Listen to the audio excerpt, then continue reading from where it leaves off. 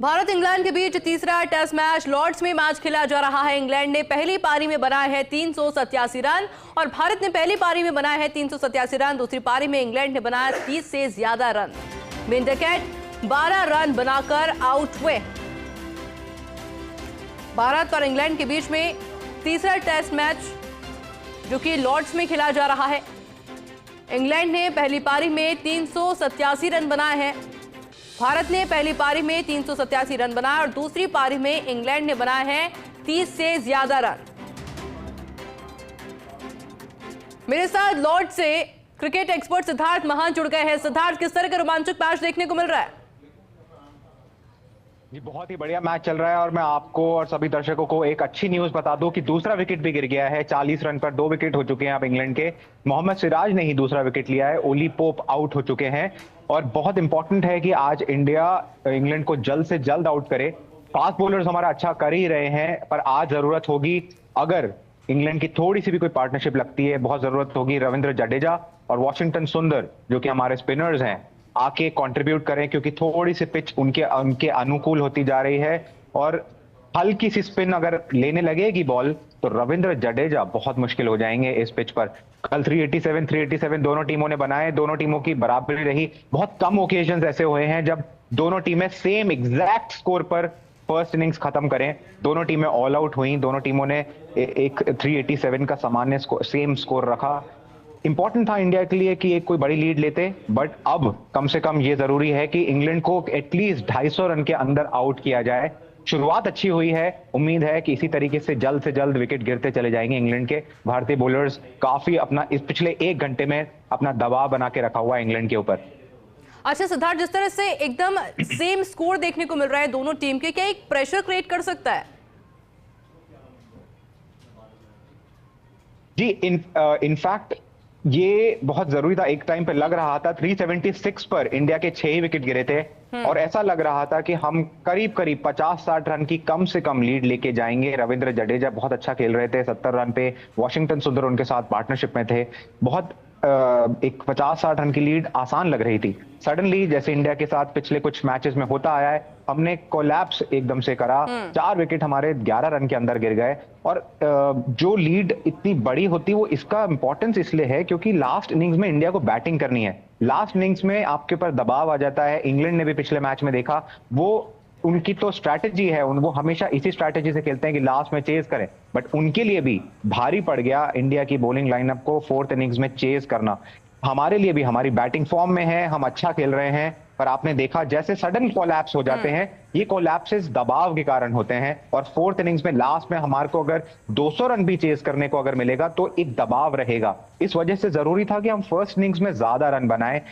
अब बराबर रह गए हैं तो जरूरी है कि जल्द से जल्द इंग्लैंड को आउट कर लें, क्योंकि अगर थोड़ा सा भी बड़ा टोटल निकल गया और इंडिया को अगर कल 70 ओवर भी खेलने को मिले, बहुत मुश्किल हो जाएगा। मैच को बचाना, जीतना तो पहले ही मुश्किल हो जाएगा अगर हमारे को इतने कम ओवर मिलते हैं तो।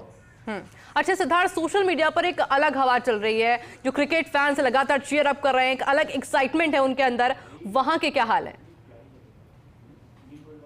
जी, बहुत जबरदस्त हाल है और एक कल इंसिडेंट और सोशल मीडिया पे और भी वायरल हुआ, जो कि था हमारे कप्तान शुभमन गिल का।